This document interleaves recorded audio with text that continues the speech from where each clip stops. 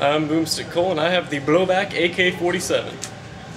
In the box we have the AK 8.4 volt 1100 milliamp battery, 600 round high cap, and the charger. I'm holding right now what looks like a typical AK-47 AEG. The entire gun is made of real metal and real wood. The body, high capacity magazine, trigger, switches, barrel, and sights, as well as the butt plate, are all metal.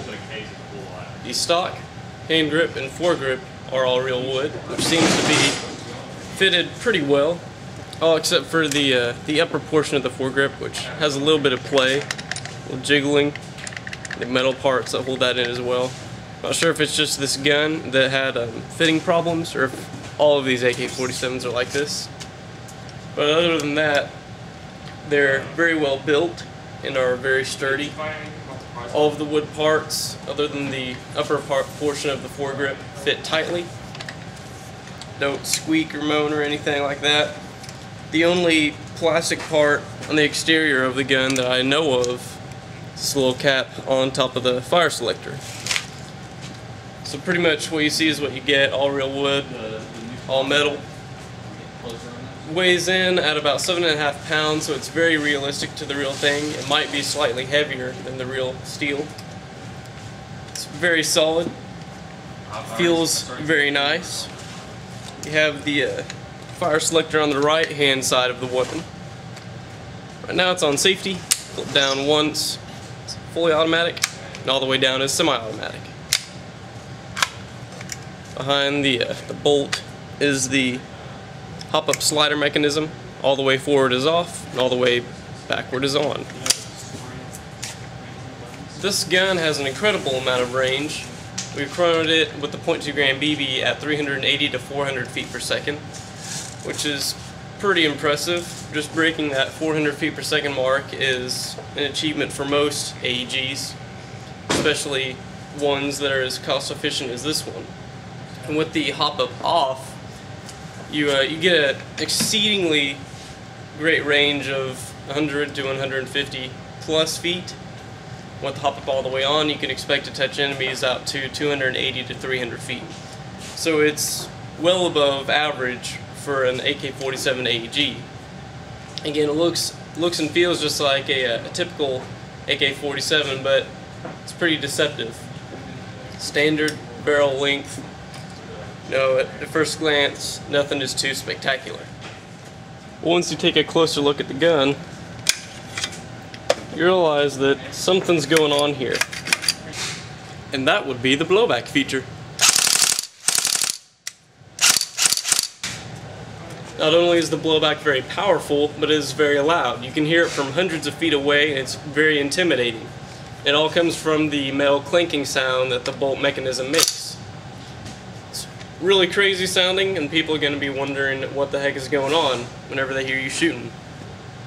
Keep in mind that this is fueled by an 8.4 volt 1100 milliamp battery, so that is the full fire rate that you will receive from such a power source.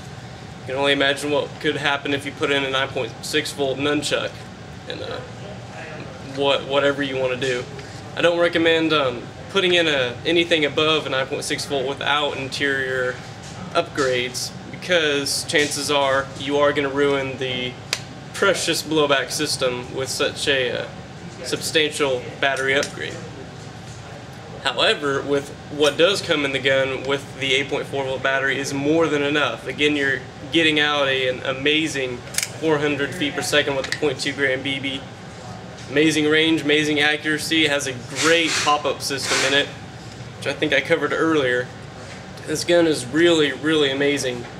It is, as far as I know, the best AK-47 on the market today, which is pretty amazing considering the quality of it, the performance that you get, and the affordable price. The blowback feature, I believe, is triggered by the movement of the piston inside the gearbox. It's kind of hard to show on camera, but there's some sort of a toggle in there that latches onto the piston and pulls back the blowback. which is very light, so it's really not straining the gearbox very much, which enables you to have such a high rate of fire. But I believe that this I guess you'd just call it a bolt, is made of some sort of metal. It's very lightweight, so I'm not exactly sure what kind of metal, but again, you don't have to worry about it straining the gearbox.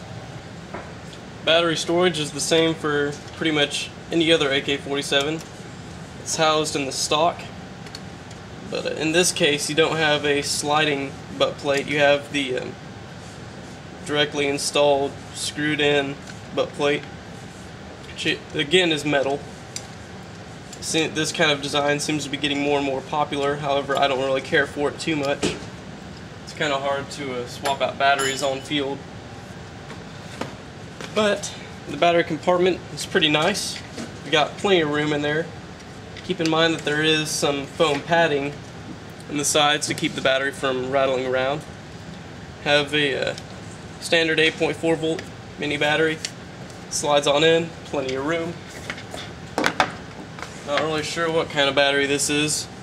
It's 8.4 volt, but it's real nice. Fits in there as well, plenty of room. And even a 9.6 volt nunchuck will fit. Keep in mind again that there is the rubber padding in there, which you can take out if you still do need more room. But as you can tell, if you can fit a 9.6 volt in there, there should be plenty of room.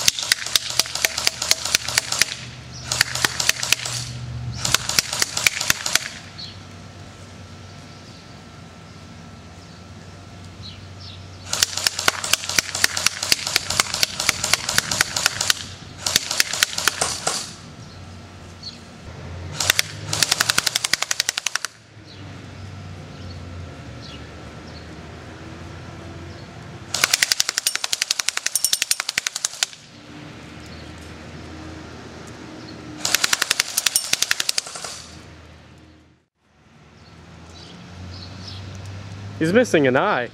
Oh my.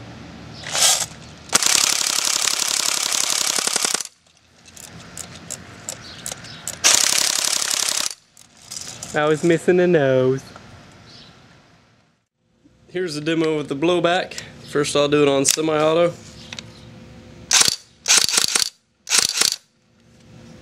Now fully automatic. It's a pretty good deal.